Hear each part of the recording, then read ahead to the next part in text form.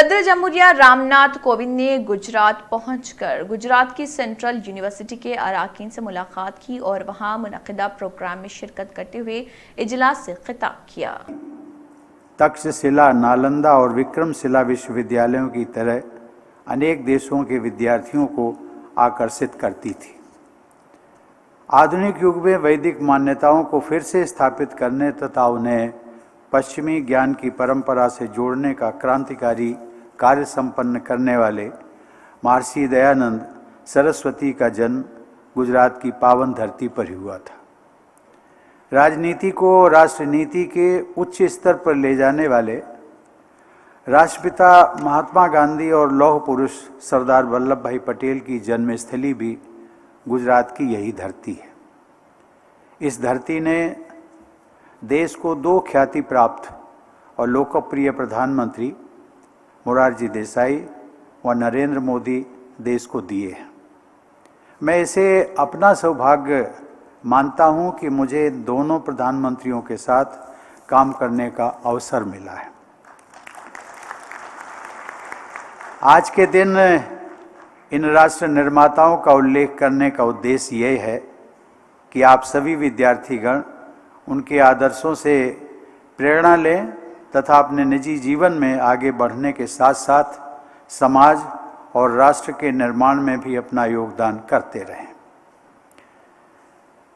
देवी और सज्जनों, आप सब जानते हैं कि सन 2009 में इस विश्वविद्यालय सहित 12 नए केंद्रीय विश्वविद्यालय विभिन्न राज्यों में स्थापित किए गए और 3 राज्यों में पहले से स्थापित राज्य विश्वविद्यालयों को केंद्रीय विश्वविद्यालयों का दर्जा दिया गया।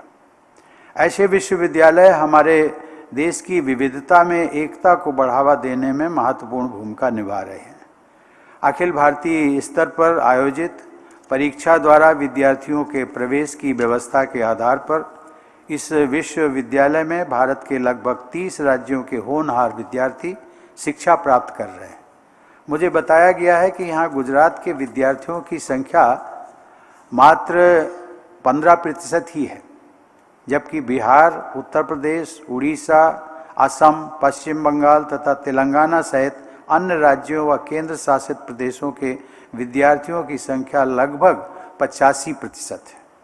इस प्रकार आपका ये परिसर एक मिनी इंडिया जैसा है तथा राष्ट्रीय एकता की हमारी भावना को शक्ति प्रदान कर रहा है।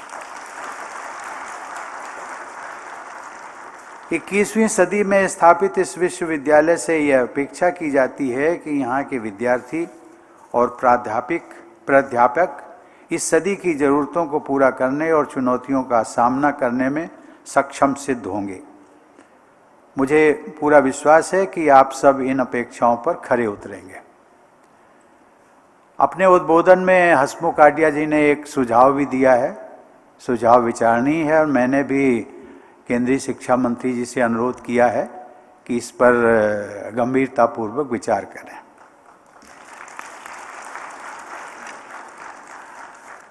देवी और सज्जनों, आधुनिक युग की सोच के अनुरूप यह विश्वविद्यालय महिलाओं के सशक्तिकरण का उदाहरण प्रस्तुत कर रहा है। मुझे यह जानकर प्रसन्नता हुई कि यहाँ शिक्षा प्राप्त कर रहे विद्यार्थियों में लगभग 55% संख्या हमारी बेटियों की है।